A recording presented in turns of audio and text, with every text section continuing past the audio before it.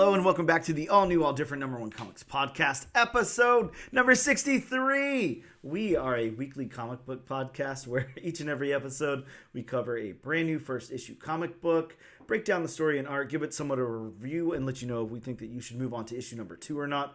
We also talk a little bit of comic book and related news, if and when that exists, which is clearly not this week. Yeah. We also talk about what's new at comic book shops this and next week. And this week, Bob, we're going to be taking... Actually, let me take a step back before I go there. That's Bob.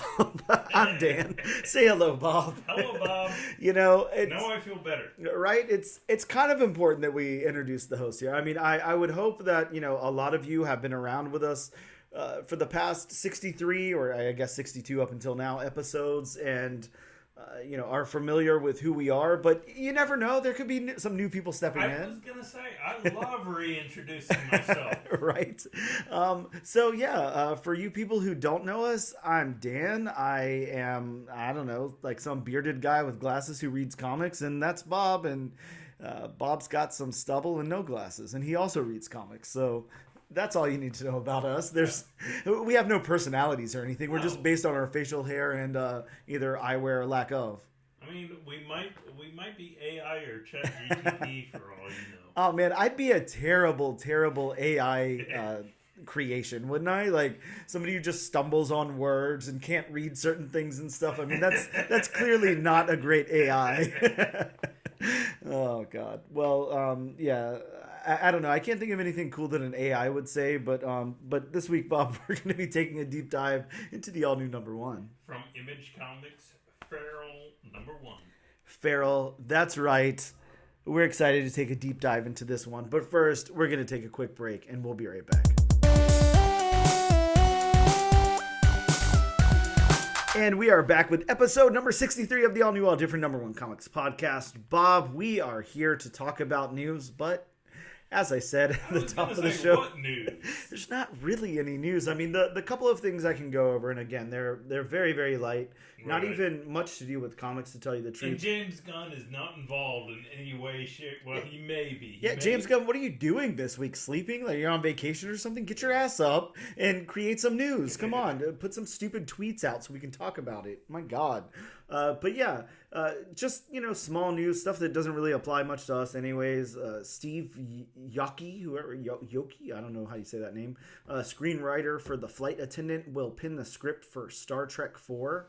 I don't know if that's interesting to anyone. I'm actually surprised they're still doing that, because I actually enjoyed at least the first 2 Star Trek. Isn't that sacrilegious for like a Star Wars fan? You're not allowed to enjoy both franchises, are you? I'm not what you would say. I'm enough of a Star Trek fan to make me dangerous, but I mean, it's not like I know near about as much as Star Trek as I know about Star Wars. Plus, I mean, they're both sci-fi. I mean, I know it is sacrilegious. Like, if anybody goes up to a Star Trek fan and says, "May the Force be with you," doing the, hand gesture, oh, yeah, that would be grounds for a fight. Yeah, I could see that. So you're not like bad enough to where you'd go to like a Star Wars convention dressed up like Jean-Luc Picard or anything.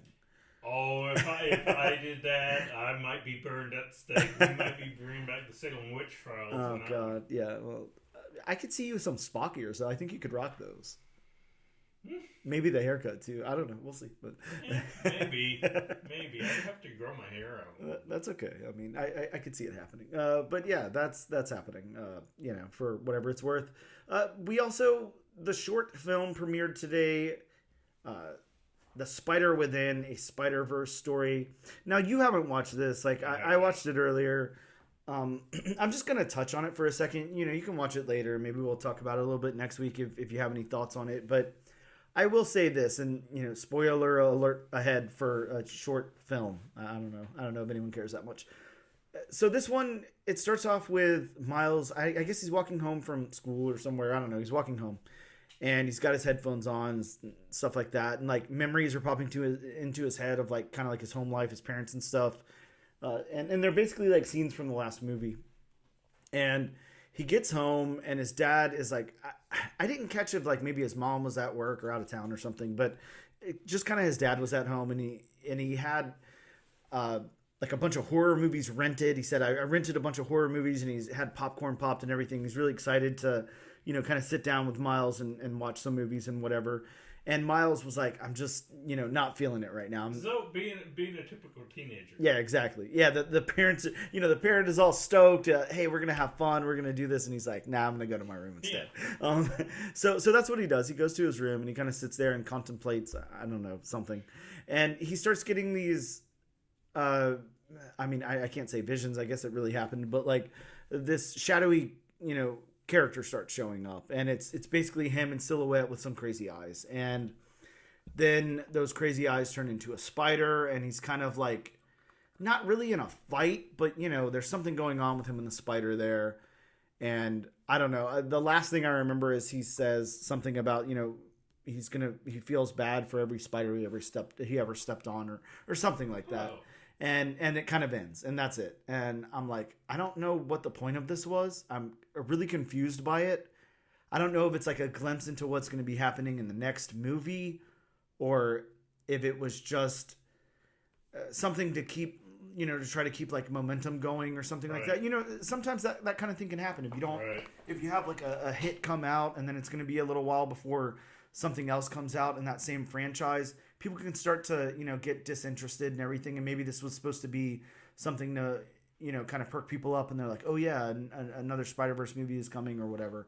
I'm not too sure. I don't know exactly what the point was, but that's what happens. I'd love for you to see it and then us to touch on it again later. But that is kind of weird that it wouldn't even follow what happened at the end of the last movie. Maybe a little bit of a tie-in between movies. You know what I mean? Yeah, that would have made a lot more sense. I'm guessing. Like my only guess is that he's really, really going to be exploring these like spider. I don't know. I mean, for lack of better way to say it, the spider within, like maybe in the next movie, and this was supposed to be the launch pad to that or something. I don't know. I can't think of words, but yeah, I don't know. I was kind of excited for it because I only saw the news just a couple of days ago that a short film was going to drop, and I was like, well, that's cool. Like if they're dropping a short film, it must be, they must really have something to say or something like that, or really have some cool animation or something. There'd be something really, really cool happening. And I was pretty underwhelmed with it, is all I can say. Mm. So I don't know. Yeah, it does sound kind of weird. Yeah. I mean, I don't even see people like, talking about it anywhere online, really stoked about it or anything. Now, I didn't look on the comments, on YouTube or anything, but maybe I should have. But I don't know. Anyways, that's out there, and I just spoiled the entire thing. So, watch it or don't. But also, again, really light news. There's a teaser for Penguin this week. I don't know. I didn't care that much. It was whatever to me. I didn't even watch it. Yeah. We all know how I feel about the Batman, so I also feel the same way about the Penguin. Yeah, I can't say I'm looking forward to this miniseries. Yeah, I mean, some people are really stoked on it. They really, really like his portrayal. They really like the character, whatever. I don't know. I didn't like anything that came out of the Batman at all. There's not, it's whatever to me. I mean, I didn't think Colin Farrell looked bad in the role. Yeah, he's certainly not bad. I mean, he's probably good, but I don't know. That falls into that weird thing for me. A lot of times people really want to give something like accolades or like, prop it up a lot because there's a big transformation in the character, the way they look, or I know he's under like prosthetics and makeup and everything. And, a lot of times you'll see that same kind of thing whenever somebody like loses a lot of weight or gains a lot of weight for a role or something. They're like, oh, it's so, whatever because of this. I'm like, okay, they look the part. That's cool. Like, I'm not saying, it didn't take a big toll on their body and they didn't, do a lot for the part. They didn't like work out a bunch or, were on the strict diet or anything. Like, I'm not trying to take anything away from them for that. But like, I don't know. For me, that doesn't like elevate their performance or anything. Now, I will say, as far as the Penguin, mm-hmm. and I kind of wish they would have used him in the movie. I wish. Now, I'd like to see a spin-off TV series with the Robin Lord Taylor version of mm-hmm. the Penguin. They used used in the Gotham TV show. Okay. I'd like to see that because I think he nailed the Penguin. There was some good stuff that came out of that Gotham TV show. There was. Definitely. Especially, I mean, you had him, you had Riddler. Mm-hmm. I mean, those were two of the best parts of that entire show. Yeah. There was, I don't know, there were some good performances. There were some good ideas in there too. Mm-hmm. Yeah, whatever. Next up, Bob, we both watched the Beetlejuice trailer. I don't know. I'm not going to like break it down beat for beat or anything. I watched it, when it first premiered. So it's been a little bit. That was like almost a week ago at this point. So I don't recall everything that happens in it, but I know It kind of opens on a funeral and they're singing that song, the famous, Banana Man song or whatever. Tally. I can't remember. Tally me banana. Yeah, there you go. There's like a acapella version of that going on in a funeral happening. Bob, should I know whose funeral this is? Like, is there enough context clues there for me to know who it's supposed to be? No. Okay. Because I had no context clues on who it was. Okay, gotcha. Yeah, so we see a funeral happening. We see, the grown-up version of Lydia here. And then, and again, Bob, like, you'll have to forgive me. I haven't done any research into Beetlejuice at all. Like, I just, I've seen the original movie quite a bit. I, like you, watched the animated series when I was a little kid. I have comics. Haven't read them, and that's about it. I haven't looked into what this movie's about or who's supposed to be in it or anything. I know Jenna Ortega's in it, and I think she's playing Lydia's daughter. Yeah. Okay, so that's confirmed that she's Lydia's daughter there. And from there, I don't know. Anything you want to point out about it? No, I mean just the fact that I'm glad to see Michael Keaton back in the role. Yeah, definitely. He looks like he's gonna be as crazy as he was in the first one. Yeah, it looks pretty good. Like it looks. Let me bring my statement back a little bit. It visually looks very good. Everybody looks good in their role and everything. I don't know what the plot is. I have no idea what they're going for. I don't know. It seems like it's going to be a big funeral, but at the same time, we have Lydia there. We have Beetlejuice, who's already dead or whatever. Well, anyways, the only thing as far as the funeral, the only thing I can think of is maybe it's for Lydia's dad. Exactly, because I know he wasn't.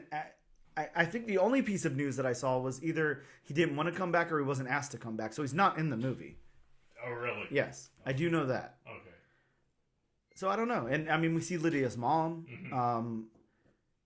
So I don't know. I don't know. I don't know who it could be. Yeah, but I'm not trying to dig deep into it. I'd like to, kind of go into the movie a little blind. I'm sure there will be a few more trailers that come out before the movie premieres. What, June? I don't have any dates in front of me when movie premieres, but I'm pretty sure it's sometime in June.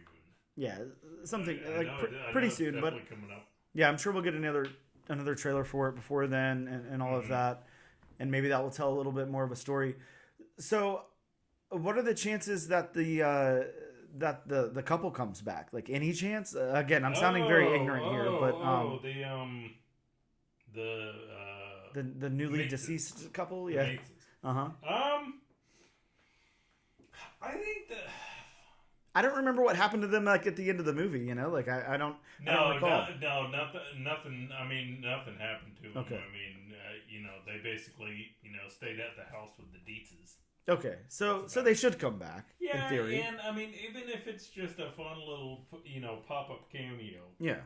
I mean, that'd be cool. And no, I'm sorry, it's not June. It's actually September 6th. Oh, okay, September. Gotcha. Right, so September. A fall release, right? September's in fall. Yeah. Yep. Okay. Well, cool. Yeah. So that's coming up. Go check those out. Check out the Spider-Verse short story and see if you can make anything of it. I'm hoping that there's like some Easter eggs in there or something that I missed. Again, I just watched it the one time. I didn't really look at any comments or anything, so there could be a lot more to unpack than what I said here.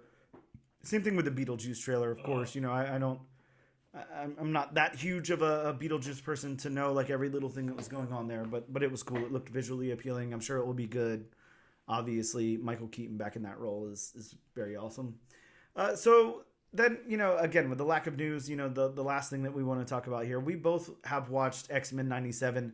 I've seen 3 episodes. You've seen the first 2. Mm-hmm. So we won't go past the first 2 at all in what we talk about here. I don't want to spoil anything for you. And the 3rd episode did just premiere today. So I don't want to spoil it for any of the audience either. So I'll keep quiet on that. Mm-hmm.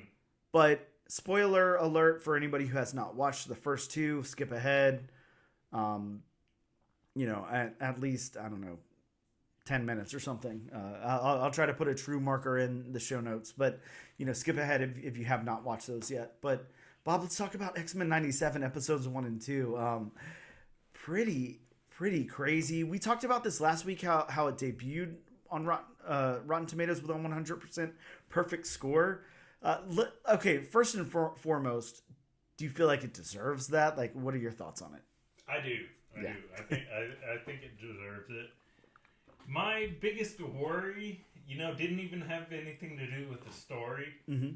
My biggest worry was, and I kept saying this to myself, please keep the theme song. Please keep the theme song. Yep. And I mean, they've updated it a bit. I mean, they've changed, background beats here and there. But I mean, for the most part, the song's the same. For the most part, the opening is exactly the same. I mean, of course, they've updated, the animation style. Yeah, sure. They've changed a few things here and there, but for the most part, the opening's the exact same. Which, once I saw that, I was like, oh, thank God. I wonder what the reasoning for not just having that theme song. Like, why change it at all? I have my own theory, Mm-hmm. and I could be totally off the wall on this. So I'm sure that you heard about this at one point in time. That apparently the song is an updated version of an already existing theme song. Yes, I do know that. Which I'm sure I'm sure you heard that. And that's my only theory as to why it was updated and tweaked a little bit. Yeah, to keep them maybe out of trouble with a lawsuit or anything. Right. There. Again, I could see that. Again, like I said, I could be, totally, past left field on that theory, but that's the only thing I can think of. Yeah, it's very interesting. They didn't just go straight with the original opening. Mm-hmm. And also, like you said, they did change the animated opening and everything as well. Of course, we expected updated animation, but also it's just changed. It's different. I'm okay with that. I mean, it's labeled X-Men 97. It's not X-Men the animated series or whatever. I think was the original title just X-Men? Just X-Men. Yeah, I thought so. So if it's just it's X-Men 97, so it's different. It's like an offshoot of it, a sequel series, if you will. I'm also glad that they kept the end credits. Yeah. Oh yeah, I love those end credits. They're almost. Oh yeah, those were always nice to see. Like with the little stats and everything, the character power, and all of that, really cool. Yep. Like I said on the last podcast, the animation still kind of throws me off. Really? Yeah. I'm being 2 episodes in, I'm definitely, more comfortable with the animation, by instead of just watching the trailer, because just watching the trailer, it was like, oh my God. Yeah. But I'm definitely digging the animation more now that I've seen 2 episodes. Yeah, I mean, it's definitely not anything that like bothered me in the slightest. Like, I won't lie, I had absolutely no problems with it whatsoever. Mm-hmm. But I know, I guess I could see where some people might have a problem with it. It makes sense, but I don't even notice. It's perfectly fine by me. Perfectly fine. I have no problems. And one thing I'd heard about. But I had to see it with my own eyes. Mm-hmm. What they did as far as reimagining Morph. Yeah. I mean, he's still in his original form. Mm-hmm. at times.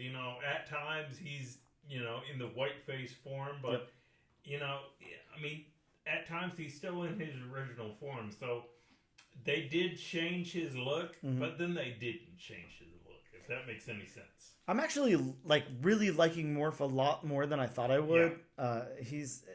And you'll get into more of Morph in the third episode. I'm liking Morph a lot more, especially what they did with him in the second episode.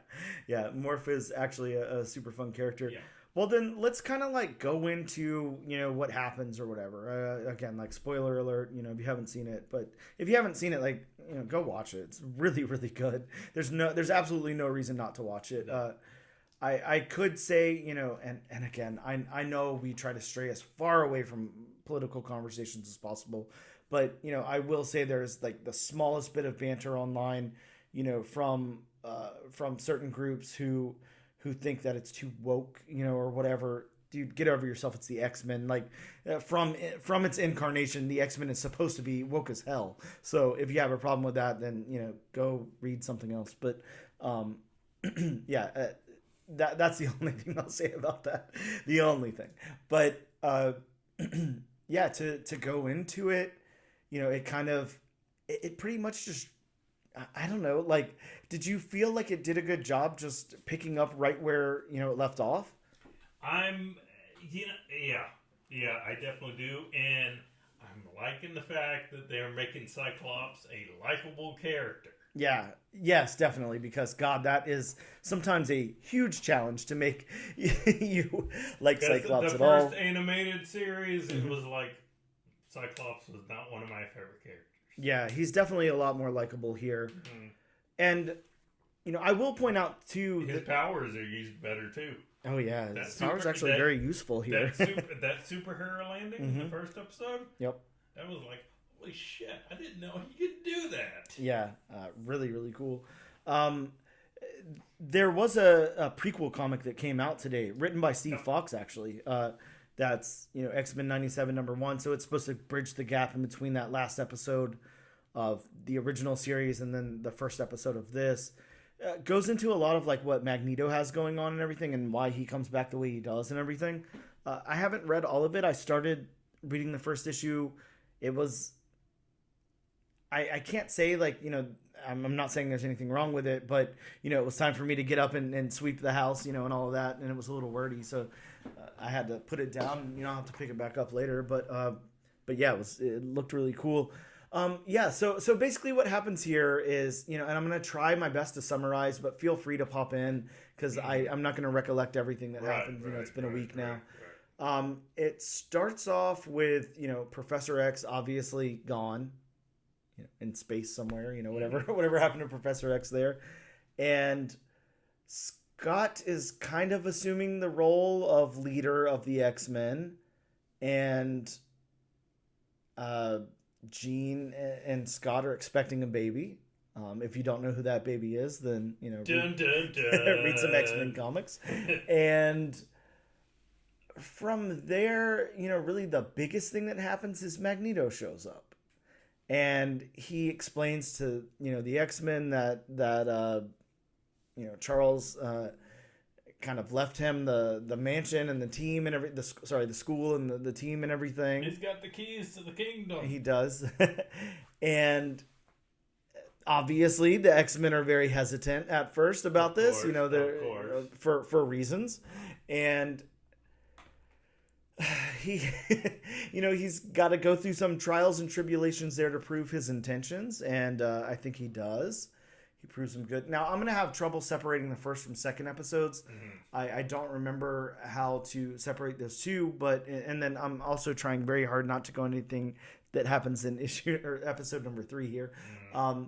But Magneto is kind of charged with, I don't know, hop in here. What happened with Magneto to where he has to, kind of be arrested and everything? I'm trying to remember that part. Just for all his previous crimes. Okay, right. Just because he hasn't answered for him. Okay. So, and yeah, when I saw that, I thought, okay, they're going to do the trial of Magneto. Yeah. So they do, and he, and I want to point out here, he goes out of his way to go like, okay, like I will willingly come to trial, because we all know Magneto does not have to do that. Oh, At all. we all saw, you know, what happened with that trial, so we all know that Magneto could fuck shit up at any time. Yeah, like, I mean, I think you should know at this point, if you want to hold Magneto accountable for anything, it's because he's willingly going to go. You know, Magneto can get out of any situation whatsoever. Doesn't matter what it is. Because you have to think. I mean, all he has to do is find the. I mean, look at X-Men. You know, that first X-Men movie. You know, manipulate the smallest amount of iron in someone's blood. There's iron in the earth. Exactly. Anybody who saw X-Men Apocalypse, yes, and saw that scene where he was able to tap into the elements in the earth. I mean, yeah, he could literally be anywhere, anytime. Yep. Get out of any situation. And that's one of the things that I really, I mean, I love the X-Men comics, of course, and where they've gone and everything. And one of the things that I one of the incarnations of X-Men that I really, really love a lot, and I really think that they did such a wonderful job with, is in the movies they did such a great job with Magneto and making him an actual threat, an actual, mutant who has powers that are beyond anything you could possibly imagine, and he uses those powers. They make him a very, very big threat to the world, to anybody. And then on top of that, they balance the nuance of, making him the bad guy, but at the same time, he's just a mutant who wants to exist, and he can't because the humans don't want him to. He's one of those, he does questionable things, but for altruistic reasons. Yeah, it's like sometimes you look at what he does and you're almost like, well, shit, I would have done the same thing. Yeah, what do you expect him to do? Die, like for what? He just wants his people to survive. Yeah, do you expect him to just have his entire race slaughtered, because you don't like them? Like, so yeah, it's or a very. Do you expect him to defend? Yes. Yes. People. Yeah, and that's one of the things I love so much about the movies, and that's what I'm really liking about this series so far too. Is we all know what Magneto is capable of, and then he willingly turns himself in to be arrested, brought to trial, and all of that, and then you want to talk about who comes out, in that trial with weapons and everything else. I'm trying to remember the name of the character there. God, I'm gonna have such trouble remembering the name of the dude that's garnishing the weapon there that can take out the mutants. Executioner? Yes, the executioner. God, I don't know why I can't remember that. So yeah, there's an executioner. The executioner comes and basically wants to take out Storm. And well, no, that shot was meant for Magneto. Yes, but takes out Storm in turn. Now, how did you feel about that? How did you feel about them neutralizing Storm, especially so early in? It was sad. I guess one of the biggest accomplishments here is, again, you're seeing all the restraint from Magneto and everything, and then you're really feeling the weight of the stuff that happens to these characters. I don't know. That's something that's hard for me in like animated form to get behind. A lot of times I'm like, whatever, this is a cartoon, I don't care that much. Yeah, for what they do with Storm, you really feel that emotional weight and everything. It's actually very sad to see Storm's powers get taken away from her. And I mean, it's Storm. She's so connected to her powers, so connected to her power set. It's just like, what does she do now? Where can she go from here? I know where she can go from here. I won't say anything, but basically, yeah, Storm's powers are taken away from her from the Executioner there. And the Executioner's, weapons and everything, they're taking stripping the mutants away of their powers by blast of this gun or whatever this is. Mm-hmm. God, it's just it's so insane. It's so tense. Crazy stuff happens, and then Magneto, is very, very pissed and brings, I don't know, detaches the courtroom from from the building and takes it up into space and is just ready to. Right, and has the executioner upside down. Yes. The X in the background. God, that's so iconic. I know. God, it's like it's so hard to talk about this stuff without having the visuals there in front of you because they really matter a lot. But Magneto, redeems himself by really does not harming any of them.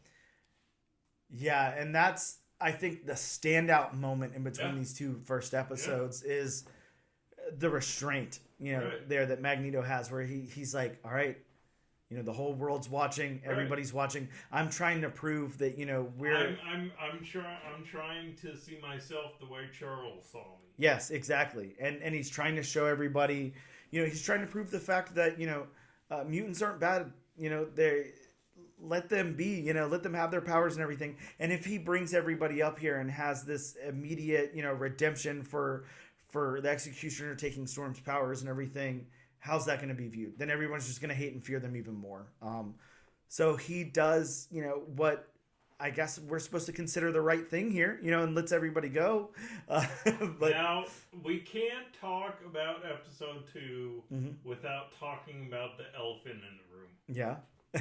By elephant in the room, I mean a green elephant in the room. Mm-hmm.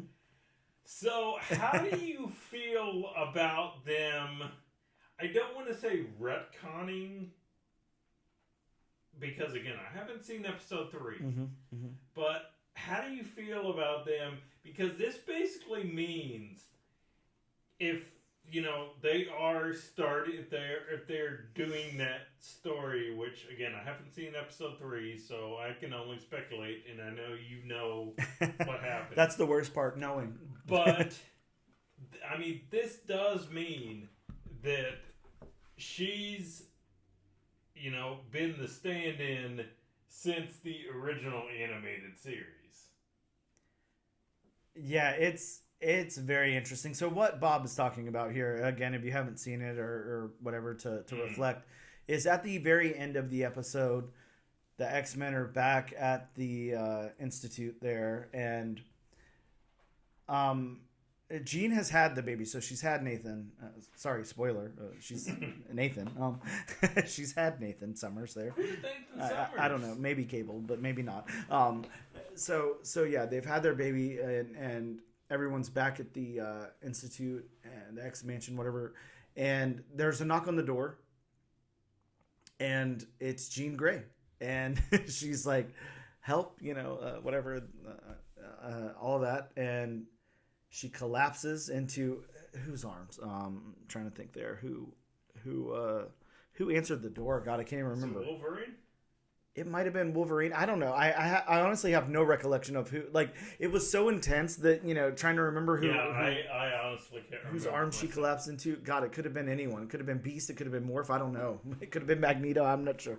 But yeah, she collapses into someone's arms, and the episode ends right there. So obviously, we know, reading the comics and everything, Yeah, we know the story they're doing. We should know where they're going there, and that is that. Of course, Madeline Pryor, the Goblin Queen,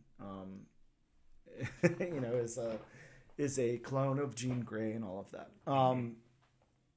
Now, I'm not going to say anything that happens in 3. I won't say a word, but that's what happens in the comic books. And then, obviously, she is cloned, through Mr. Sinister and all of that. If that's what happens in episode 3, I don't know. I'm not saying. I do remember hearing that Sinister will be the overarching. Okay. Pretty much the way he was in the original series. Yeah, but there's going to be some interesting dynamics to put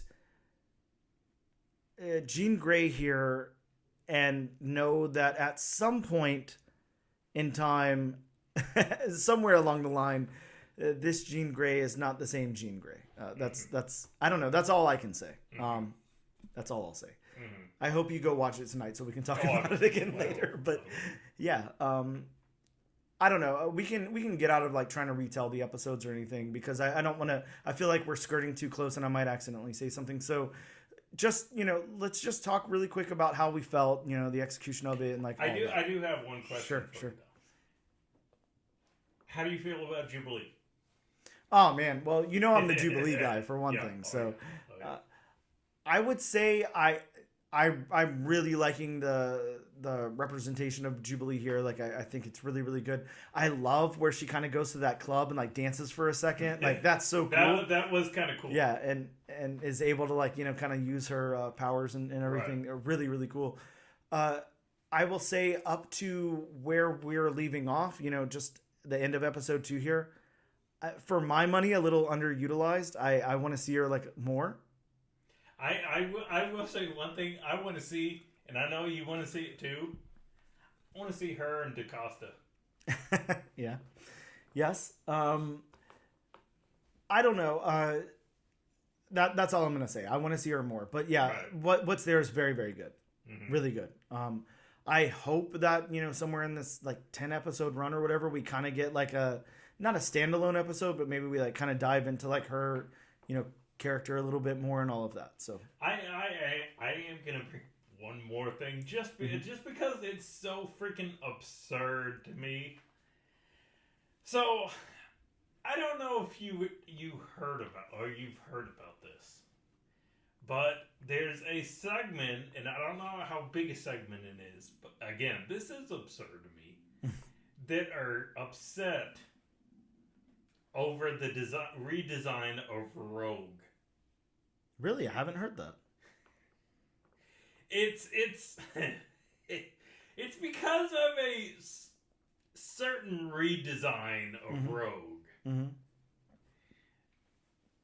God, I really don't want to just come out and say it. You just don't want to come out and say it. But I don't have it. Yeah. I was kind of hoping you heard about it. Not a word. Yeah, it's kind of a design. It's kind of a design choice from behind Rogue. Oh, okay. Oh, okay. So I don't know if you'd heard about that. No. I've heard a bunch about this, and it's like, really, that is so absurd.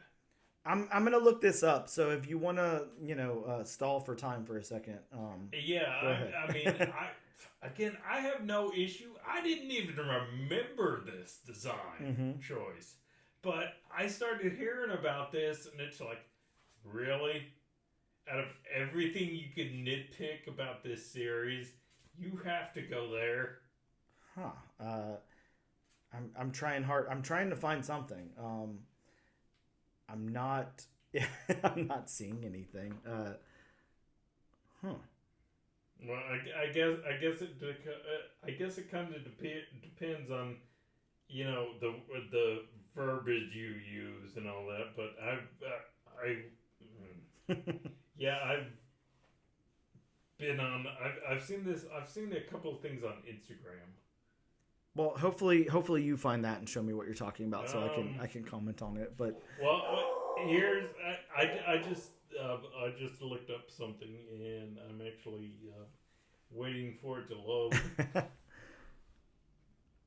Oh, okay. So she's I wouldn't know how to word that either. She's they're upset that she's, I don't know, maybe she's been doing squats. Possibly. That's all we'll say. Let's see. And yeah, I'll just show you one last thing because I really don't want to spend a lot of time on this because it's so absurd. But here's something from Reddit. Oh, okay. Wow. So they're upset that the lack of. Right. Okay, I see. Right. So yeah, we'll try to. I don't know. I guess Yeah. Like I said, I didn't want to come out and say it. Sure. So maybe she had been doing squats in the early Pilates. 90s. Yeah, and stuff, and now she stopped. So okay. Well, I don't see why anyone would care that much about that. I don't. But yeah, whatever. Again, it was just so absurd that I had to give it a mention. I mean, I really didn't want to spend even this much time on it, but yeah. Anyways, I don't know. X-Men 97. It's okay. So parting thoughts on X-Men 97. Let's just say, for those first 2 episodes, we already obviously really like it. You feel like it's good enough sequel to X-Men the animated series. Oh yeah. There's really not much of a. It actually doesn't feel like this. There's been much time that's passed. And I'm going to say this, and obviously it's brand new and it's current and it's going on right now, and there's only been 2 episodes. I really loved the X-Men animated series growing up. Naturally, we all did, and plus we're comic book fans, X-Men fans, all that stuff. X-Men 97. Yeah, exactly. I will say this, at least right now, I like it so much more than I like the original series, which may be sacrilegious to say, I know, but it's so much easier for me to retain, pay attention to all of that than going back and watching any of those old episodes from the 90s. I like it much more. I still love those. I don't have any problem with those or anything, but it's like this coming out like live, like week to week and everything, it's just really doing it for me. It's really, really good. It's something that I feel like we really, really need right now. So yeah, it's really awesome. And I think you guys should be checking it out. But yeah, we're going to stop talking about it now. We're going to take a quick break and we'll be back in just a second.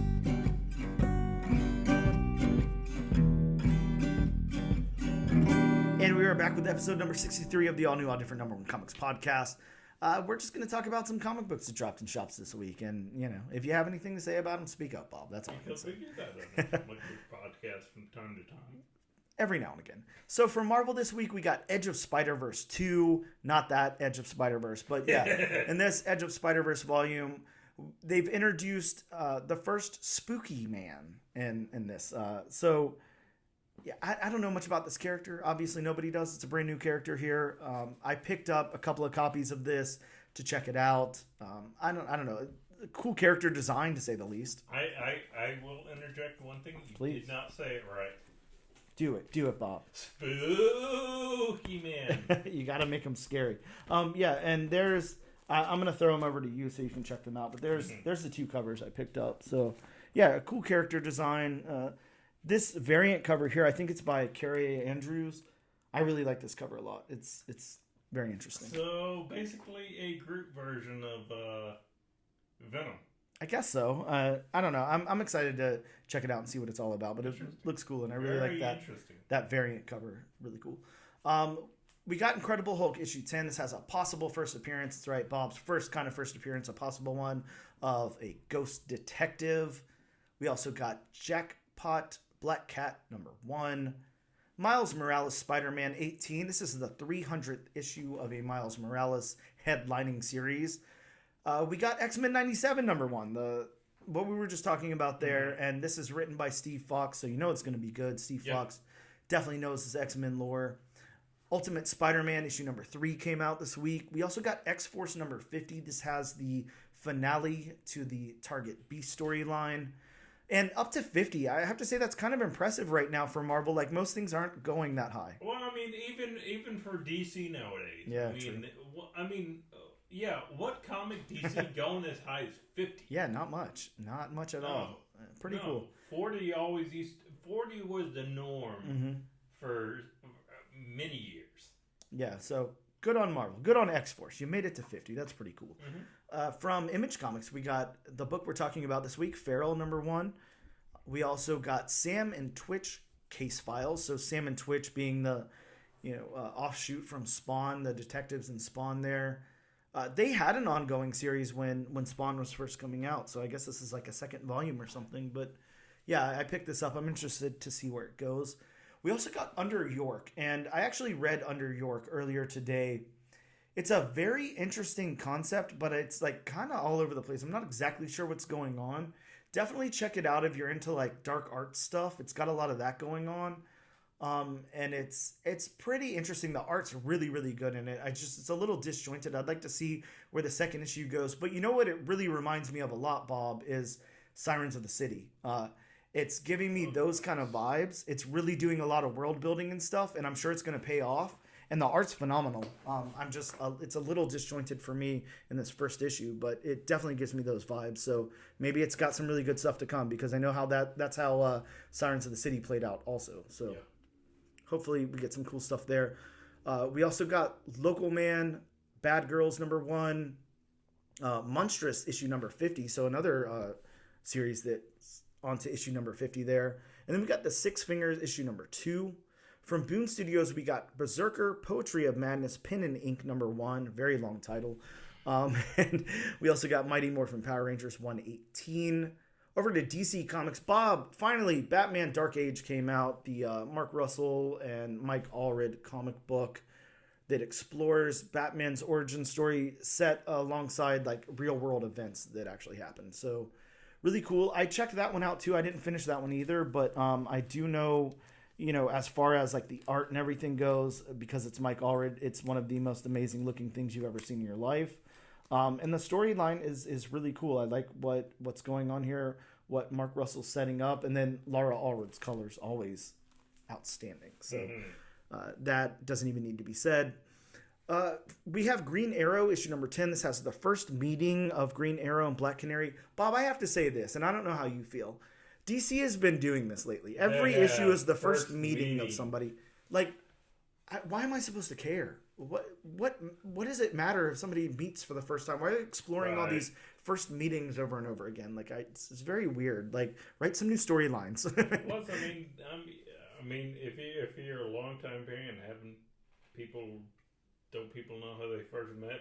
Exactly. Already? Yeah, I don't know if they're exploring it further or what's going on there. I haven't read any of them, but yeah, it's just odd selling point. We also got Harley Quinn issue 38. This one has a Women's History Month variant cover that's really, really good. It's by an artist that I would never be able to say their name in my life depended on it. It's Sozomakia is how I'm going to say it. Maybe that's it. Really, really cool variant cover here. I'm going to pull that out so you can see it as well, Bob, if I can find it in my little stack here. But, oh, God. Yeah, I won't be able to find it really quickly, so we'll come back to that later. But yeah, I've gotten one or two of those women's month variant covers, and yeah, they're actually pretty good. Yeah, this one's really good. It's oh, here it is. Okay, so it's got Harley Quinn like in her usual outfit, but on top of that, she's got like a cowboy outfit on, like cow person outfit on. Yeah, she's got chaps on. Yeah, she's got the hat. Yeah, she's got a hat. She's got I don't know what. Whatever you would call those arm things. Tassels. Yeah, tassels. Yeah, sure. Yeah. A little vest. Yeah, really, really nice cover. So yeah, I definitely picked that up. And also from DC Comics, we got Primer issue number 1. That's a new 4-issue limited series. From Dark Horse Comics, we got Ghostbusters back in town to come out at the same time with the new movie. We got Star Wars High Republic Adventures Crash Landing number 1. We also got Quick Stops Volume 2 issue number 3 that takes place in the View Askew universe, the Kevin Smith world there. And then The Goon, Them That Don't Stay Dead issue number 1. Ani Press has issue number 4 of Invasive, a really great series that Bob and I both love. Mad Cave Studios, we got Morningstar number 1. So Morningstar officially came out finally this week. We talked to one of the writers on that just a little while ago and talked all about Morningstar. So really, really good first issue. I've already read it. I read it back when I interviewed that writer, and yeah, definitely check it out. Now, cool. Now Morningstar is it Lucifer? Not yet. Maybe it potentially goes there. I'm not too sure, but it does deal with that. No. Oh. No, not yet. And then from Udon, we got Street Fighter Masters. Bob, who knows what these names are? Akuma versus Ryu number 1 is what I'll say. Oh, okay, wow, I got him right. This one had a secret 1 per store variant, and I picked it up. I had it in my hands, and it was $14.99, plus my discount, and I was like, I'm gonna grab it, and then I was like, let me stop grabbing these things for no reason. What am I gonna do with this? So I put it back, but somebody definitely picked it up right after I put it down. So, and since I put it back, don't worry. Like later this week, it'll be like a $300 book. So, it happens. What can I say? But those are some of the new comics that came out this week. We're gonna take a quick break, and we'll be back to talk all about Feral issue.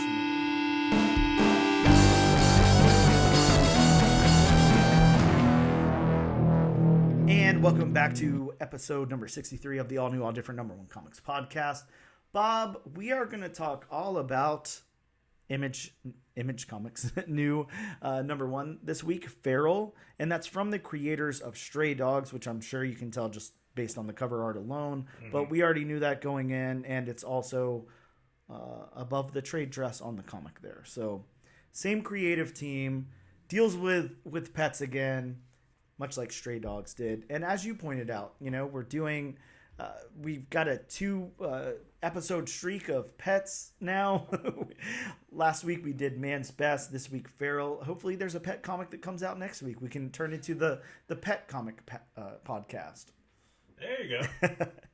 Hey, you never know. But yeah, this is like, I don't know, a highly anticipated book that was coming out. Of course, Stray Dogs, really took off. A big book that everybody loved a lot.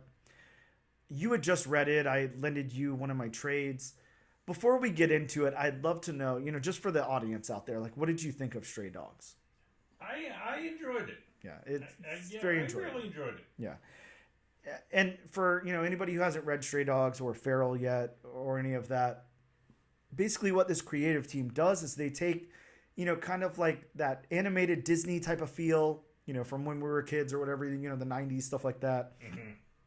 And they set it like in a horror backdrop. So it's a horror movie with cute, cuddly animals like, Disney animals. So I don't know. They really cashed in. They've done something here, and now they're doing it in a second series.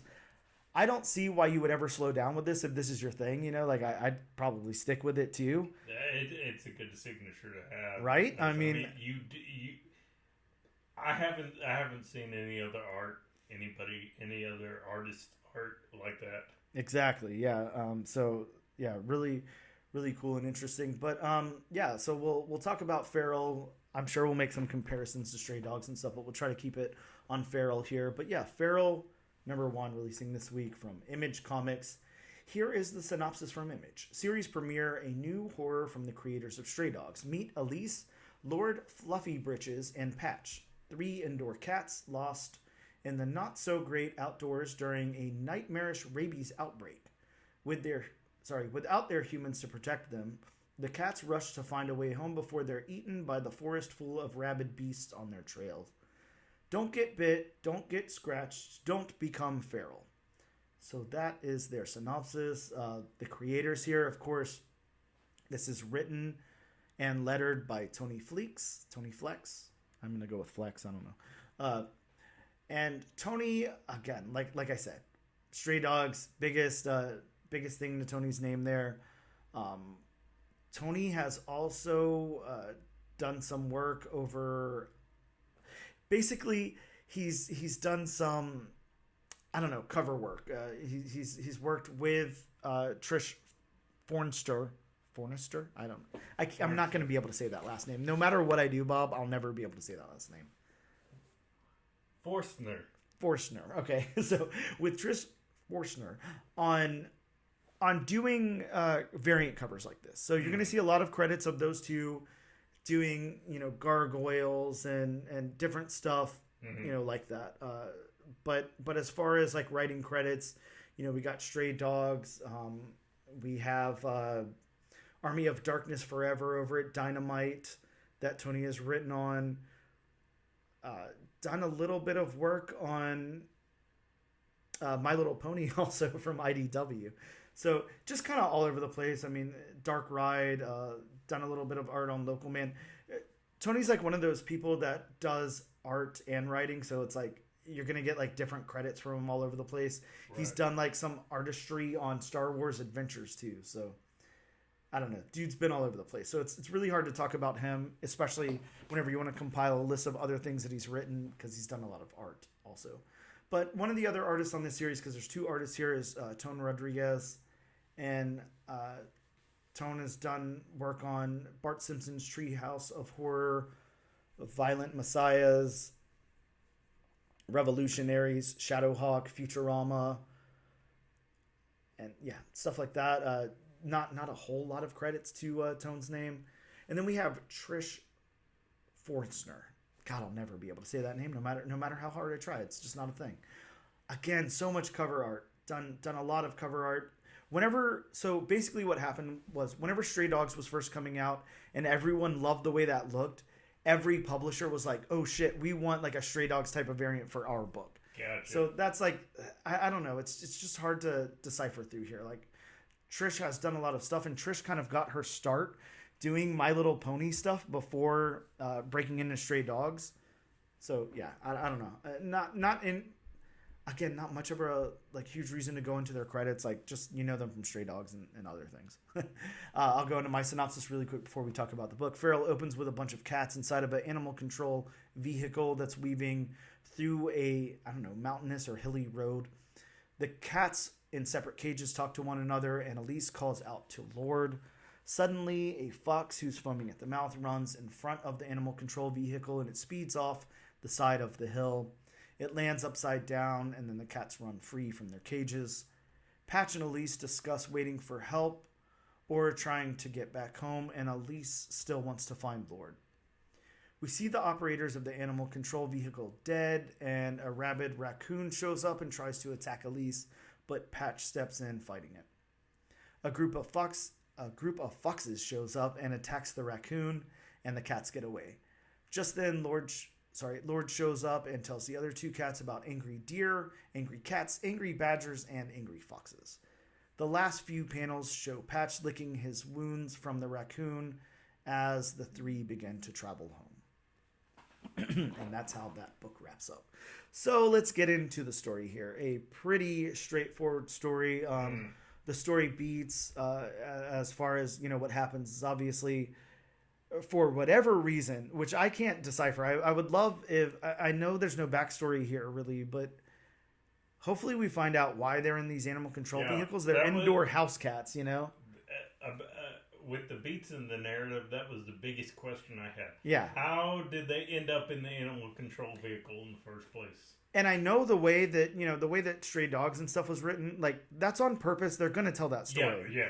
That's just the thread that they laid down. Well, yeah, you can definitely tell in the first few pages where you have now, and then it even says before the outbreak and whatnot. So what's going to happen. Yeah, exactly. So yeah, they'll go into that, I'm sure. But yeah, as far as the beats go, we have the cats in the animal control vehicle, and then the vehicle crashes. They're set free, and they encounter some rabid animals. There's a rabies outbreak, and Patch. Now I can't remember. Yes, Patch gets scratched by the raccoon there in their fight. And the book ends like that. So yeah, very, very straightforward beats. Very straightforward.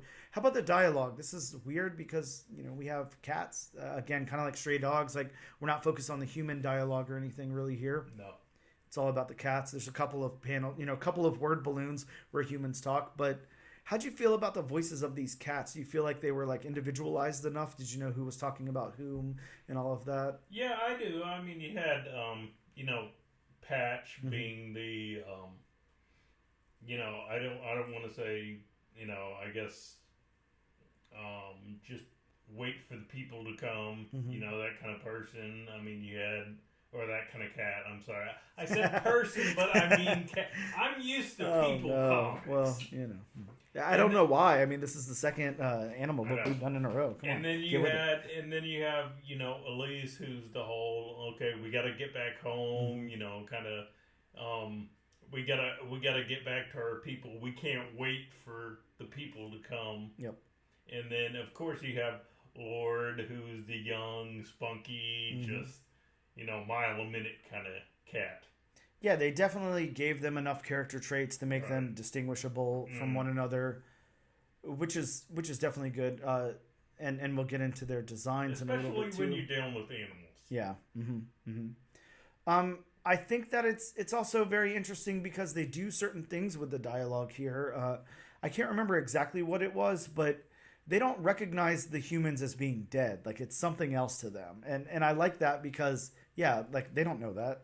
They're like, I don't have it spelled out in front of me exactly how they refer to them, but they're like, they're not sitting there like, oh, they're dead or they're gone. They're like, no, somebody's going to come back. They're going to take us and give us food and everything, and we're safe. And God, I can't remember exactly what it is. I wish that I had it there in front of me, exactly how they refer to the humans as dead. But the only thing I can remember is Elise says to Patch, they won't be able to help. Mm-hmm, mm-hmm. That's the only thing I can remember. I mean, unless I'm missing something. Yeah, or maybe it was that at least didn't want Patch to know that they were dead. Something, I don't know. There was something there, but it was kind of cool. Right. She definitely recognized that there was something going on with the man in the tree. Yes. You just see the word bubble and you just see the word shit. Yep. Yeah. That was cool seeing a cat say shit. So the narrative of this book, narratively, I don't really know how to break the narrative of this one down. It's just like a little slice of something that's happening. It's not a fleshed out story, but I feel like it's going to obviously play into the larger world. Like it's like the same thing as reading Stray Dogs in single issue versus like a trade or something. It's narratively, it's just a very straightforward narrative story. I don't know what else to say about it. Narratively, I don't want to say it's just a stereotypical like Day of the Dead, Dawn of the Dead, whichever of the dead, zombie outbreak kind of thing. There's definitely a lot of elements, sure, of that kind of narrative, which is nothing wrong with that because of course George Romero's zombie movies. Those classics. Yep. Well, here's a question then. Since I don't have much to say about the narrative, and you bring that up, how do you feel? Because I'll say for me, when telling this kind of story, I'm okay with somebody borrowing or using a lot of elements from something that already exists, right? Because they're telling it like in a different way. When done well. Yeah. Now, if this was just a typical like human zombie story, and they were just doing it like straightforward, the same zombie story we've seen over and over again, I wouldn't be that interested. But since it's cats and it's rabies and all of that, like I'm into it. Yeah, what you just described is to me just lazy. Yeah, exactly. Yeah, it'd be very easy to. It's kind of like you're just reusing the same thing over and over and over. Yeah. Over again. Even if it's told well, it gets to a point where it's like you just sit there and you're like, this has been done before. Yeah, it's like, what's the purpose? Like, what are you trying to say? Like, you're not trying to say anything new, and this doesn't suffer from that, and it's because it's almost like last week, like where we took Man's Best and everything, and you're taking like Homeward Bound but in space and blah blah blah. Like, yeah, this is Homeward Bound, but it's like Homeward Bound crossed with Day of the Dead. Like it's they got to dodge zombies to get home. One of them's maybe infected. There's I don't know. It's interesting. So yeah, I like this narrative. What about the world building? There isn't a whole lot to say about the world building. To me, the world is basically, the inside of an animal control, van, and then the forest. Yeah. I don't know exactly how like a rabies, rabies works. I understand, you have an infected animal and then, it infects other animals and stuff like that. I don't know if it's like a zombie type of thing where like, they're going out of their way. They want to infect others with the rabies, or if they just become so agitated from having the rabies that they get really scrappy and end up infecting others. Yeah.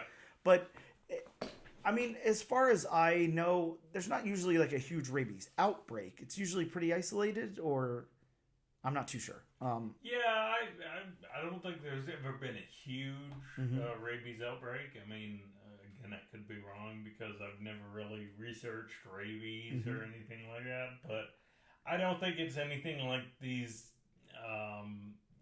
your big plagues like the Black Plague or bubonic plague or anything like that.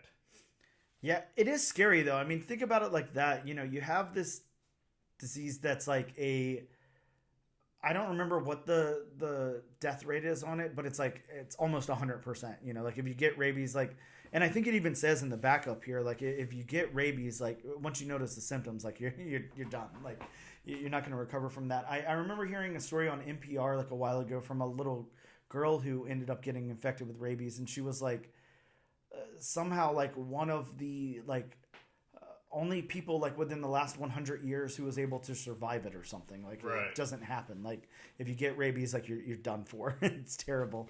I remember seeing a video of a man who was infected with rabies as well, and it was terrifying because they were trying to give him water and he couldn't drink the water. He was like, he had this insatiable thirst. He was really, really thirsty, and he would put the water in his mouth and it would just come back out. Like he couldn't drink it. So it also, terrifying stuff. Really, really scary.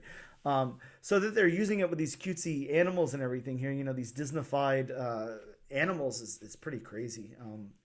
Pretty crazy indeed. But I think the world building, I like it. I think of it as, you take like Bambi or somebody, like those creatures in the forest and everything, and flesh that out. Like they're doing the same thing here, but in a horror way. So really cool. Let's get over to the artwork again. That is Tone Rodriguez, Trish Fornster. I'll never say that right. Again, like I said 8 times already. How about the character art? We have the cats, the other creatures of the forest, and a couple of humans as well. Mm-hmm. What'd you think about the character art? Once I started looking at the character art, once I saw that first panel, I'm like, this kind of reminds me of Lady and the Tramp. Oh yeah, definitely. I mean, I got those kind of vibes, and I mean, I know it's probably not everybody's kind of art, especially the designs, but I really dug it. It was kind of like a old school like Disney self-shaded meets like Saturday morning cartoon characters. Yeah, it's really interesting because there's obviously a fine line there. We like different kinds of art. You probably like one artist who's not anything like the other, and so on. But some of my favorites being like Bill Sienkiewicz, Mike Allred, stuff like that. So that really off the wall like stylized art and everything. I really, really like this a lot too. Like this is really top notch for me. And you can see that the team is like very capable of doing anything. The humans work really well. Just like the backgrounds work really well. Sorry, spoiler alert for the backgrounds, which we'll go into in a second. But like everything works together so well in unison here, and it's like almost a little unexpected. I mean, again, like we both read Stray Dogs, so we knew what to expect. Right.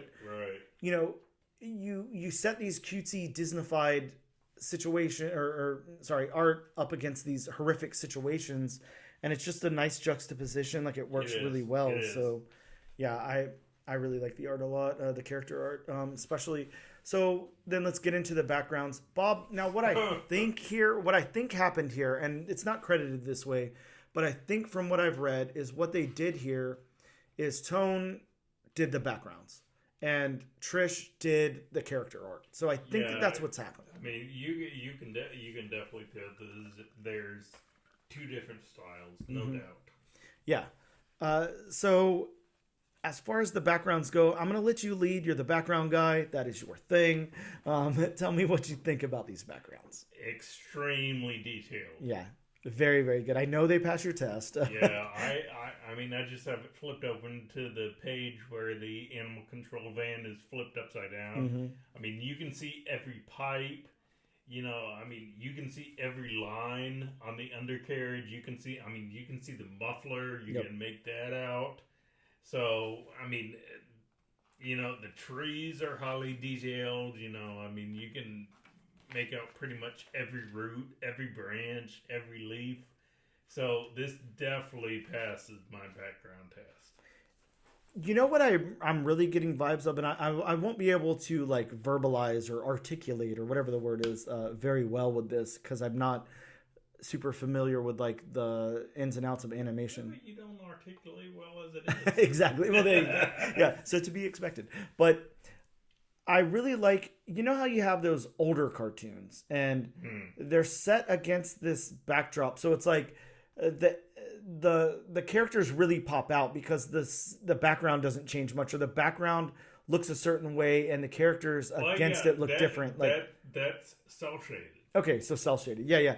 I mean, they really, really achieve that here, like really, really well. Like you said, it's different art. It's stylized very differently, but it works together so well. It does. Yeah, I'm really, really liking the way this is. Yeah, it really does. I mean, it's two different styles of art without having that just, oh my God, they're two different styles. I don't like this. Yeah, it's not so much that it doesn't work, and then at the same time, it's not so little that it's not noticeable. Like, it's very noticeable. Right, and I mean, you have, again, talking about, the art styles. You have the characters, the cats, you have that smooth kind of almost pastel colored animals, and then you have the background, which are a little bit more, dulled out tones and just not, I mean, I don't want to say totally not as smooth, but just a little bit rougher look, which, I mean, they go together well. Yeah, they really do. Yeah, it's really nice.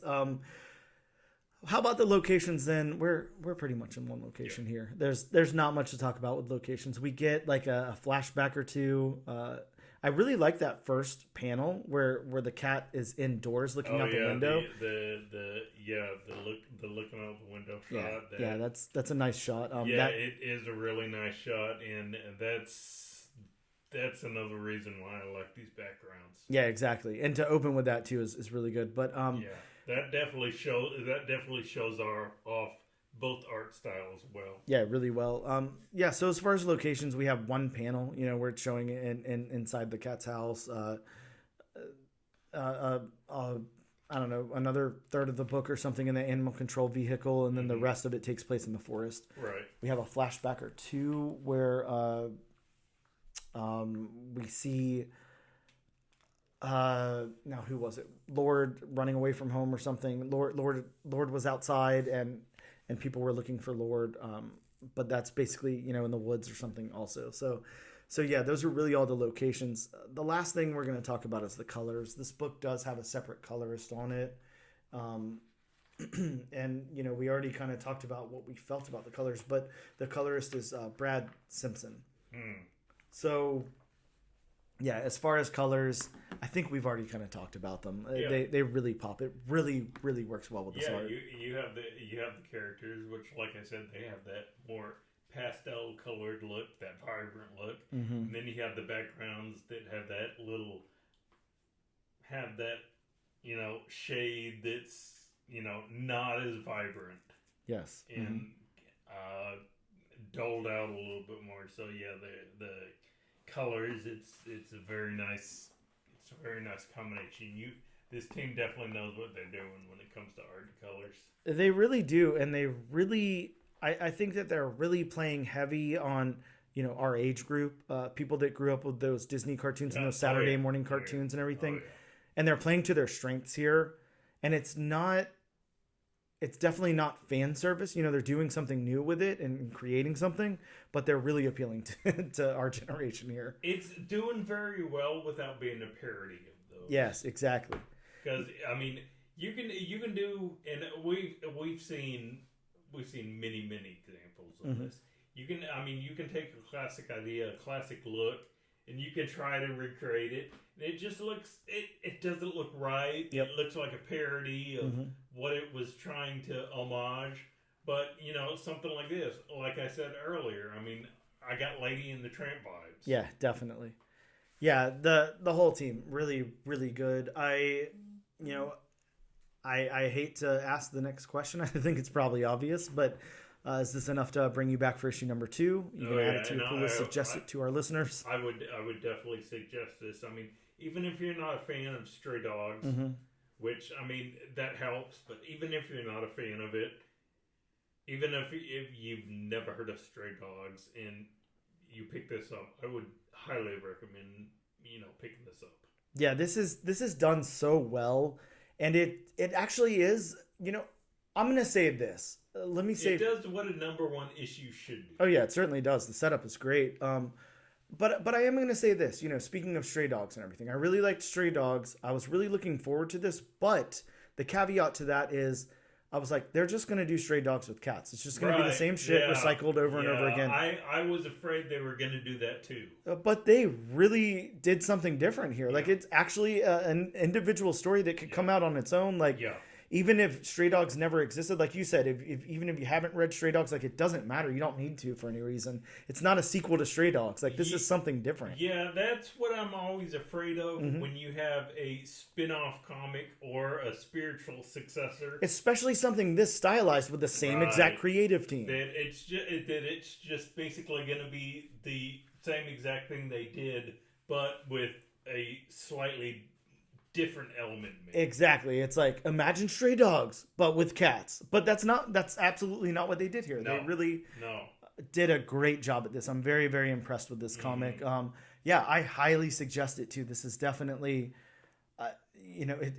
this is another one. It's going to be hard at the end of the year, trying to pick a favorite, because now we're going to have to add this to the running really too. Will. Yeah, it's really good. And so far this year, we've done some good ones. Yeah, we really have. And I mean, I just have to say, I was not expecting that much. I was expecting to like this. I knew I would like it. But wow, it's really, really good. So definitely add that to your pull list. Definitely make sure you pick up a copy from your local comic shop. And actually, this one has some great incentives as well. Just like, Stray Dogs went to so many printings and did so many movie homages and everything. Well, yeah, and like I mentioned earlier, like I was talking earlier about George Romero's Day of the Dead. Day of the Dead. Yeah, there's a George Romero Day of the Dead variant. Yeah, there's a great Dawn of the Dead variant. There's a great grab the blank cover, because if you can take that to a con or something, definitely worth it. You can do a lot with that. Yeah, there is a Day of the Dead variant, but it's a 1 in 50, and I want to show you that one, Bob, really quick. Just great cover there. Yeah, I've always liked that poster. Yeah, so cool. And then we also get there's another one. There's a 1 in 100 Night of the Living Dead homage, and this is probably the greatest. It's so good. Wow. Yeah, so some great variant covers out there. Definitely, this again, this creative team, did so much with Stray Dogs and did so much here with Feral. I mean, this stuff it's writing itself. There's going to be something that happens with this stuff. So, definitely pull out some of those heavy variants if you can afford them. Definitely probably worth it. So, probably. I like that. But,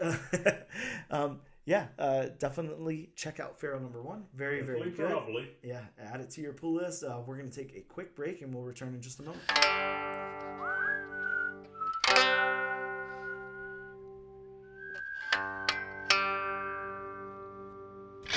And welcome back to episode number 63 of the all-new, all-different #1 Comics podcast. We are here to talk to you about some of the books that are coming out in local shops next week. But before we do that, it's now disclaimer time. It's disclaimer time. Everybody, welcome to disclaimer time with Bob. Somebody please make a jingle. Or just put them all together from the last 63 episodes, so it's a really long song. But as always, these are just a few of the comics that are coming out, or hopefully coming out next week. So if you want a more in-depth list, please consult elsewhere, or you can just call your local comic shop. Be nice to them. Maybe they'll read you all the previews and tell you the price. I don't know how many pages each book is. I'm sure they have absolutely no problem going out of their way to let you, the loyal customer, know what's coming out next week. So yeah, hit them up. I don't know. Do whatever you can. Send some snail mail. Harry Potter owls are always welcome. You really want those owls. Man, I just want to see an owl going to a comic shop with, like a little note. How about a drone dressed as an owl? I mean, it's not the Would same. That be the same thing? It's not the same. It's not the same. And, I want a real owl. Somebody get me a damn owl is all I'm saying.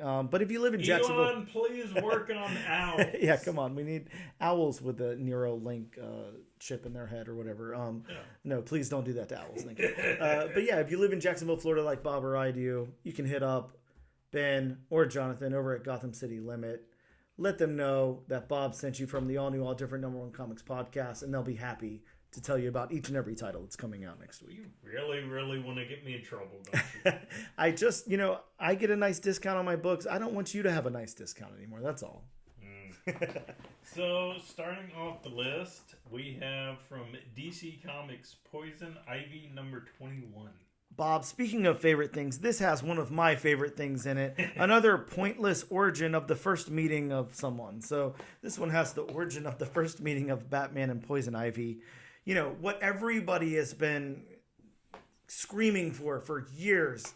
When are you going to tell us about the origin of the first time that Batman and Poison Ivy met? Well, you see, I want to see this origin. I want to see the origin of the first time that Barbara Gordon met Jim Gordon. I'm just hoping that in 20 years from now, there will be an origin of the origin of the origin of the first time that Batman and Poison Ivy met. Kind of like The Talking Dead. Yeah, exactly. Please, get on that. Next on the list from Marvel Comics, we have Immortal Thor number 9. A book that has been so good that it doesn't need to give you an origin of a first meeting. This has the possible introduction, not the confirmed introduction, of Chad Hammer, a corporate mascot version of Thor in the employ of Roxxon. A lead-in to the Roxxon Presents Thor one-shot. Yes. Next from Marvel, we have Spider-Man Shadow of the Green Goblin number 1. Right, and we're assuming this is a one-shot. We're not 100% sure, but based on the context clues, I'm going to say it's a one-shot. This has the origin of Proto-Goblin, the research assistant that precedes Norman Osborn as the first test subject of the Goblin formula. I was so close to not messing up, and then I messed up. That's how life works. Hey, I mean, odds are great that you're going to mess up. Right. Then we have from Marvel, Volume 10. 10 of Deadpool. It's trying to approach those Punisher numbers, but it's not quite there. Yeah, Volume 10. Well, I mean, it depends on, if the volumes are only 5-6 issues, then, I mean, some Punisher volumes weren't that many issues. Yeah, true. Very true. Some Deadpool volumes are not that many issues as well. This one has the first appearance of Death Grip, a villain. I don't know if that's supposed to be, homage to the band Death Grips or not, but it could be. So this is a new series. Of course, it's written by Cody Ziegler with art by someone else whose name I won't be able to say, but Bob will step in. Torrin Clark. Nah, one up. Go one up. That's just the cover artist. Oh, that's the cover artist.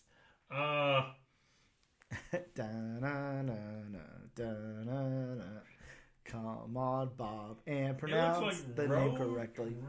Rouge Antonio. We'll go with that. Sounds better than what I would have come up with. So yeah, that's the new creative team on Deadpool number 1.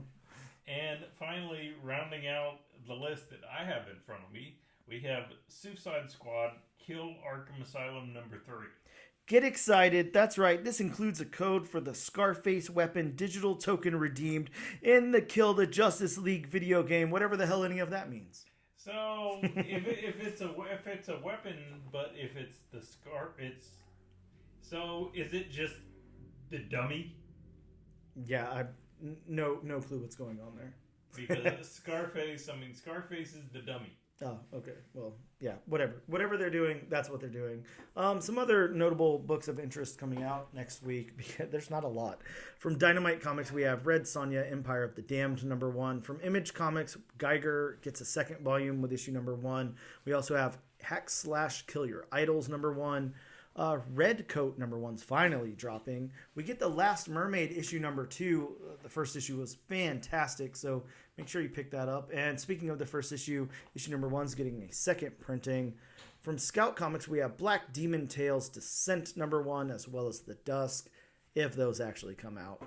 Keen Spot's got Can I Scream? From IDW, we have Dungeons and Dragons Ravenloft Caravan of Curses number 1. As well as Godzilla vs. the Mighty Morphin Power Rangers, Volume 2, issue number 1. Teenage Mutant Ninja Turtles Saturday Morning Adventures April Special #1, as well as Teenage Mutant Ninja Turtles Sourcebook Issue 2. From Opus Comics, finally, it comes out. The Offspring Let the Bad Times Roll.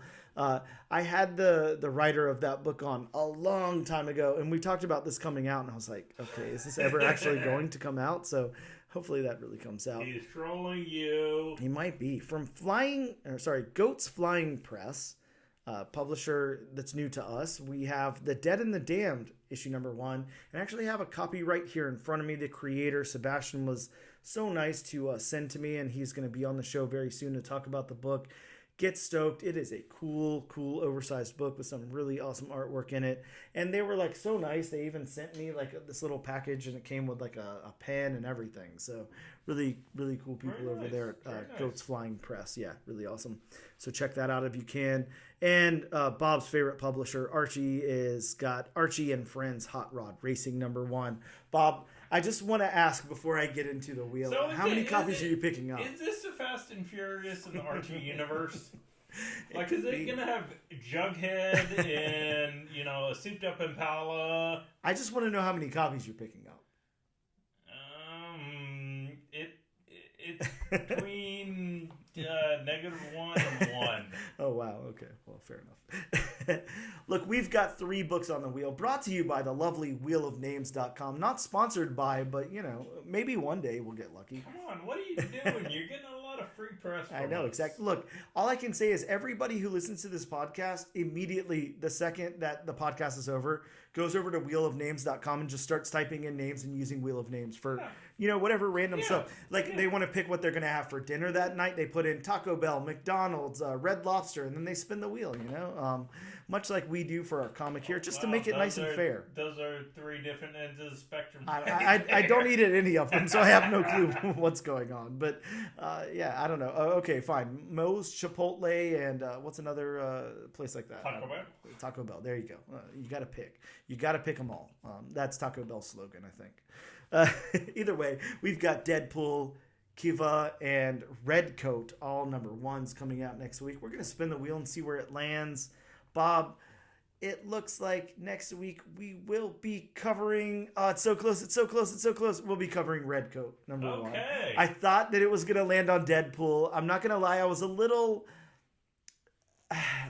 words can't express. I don't love Deadpool. So hesitant. Yeah. Redcoat, though. We'll be doing Redcoat #1 next week. I'm actually looking forward to it. Yeah, Redcoat sounds fun.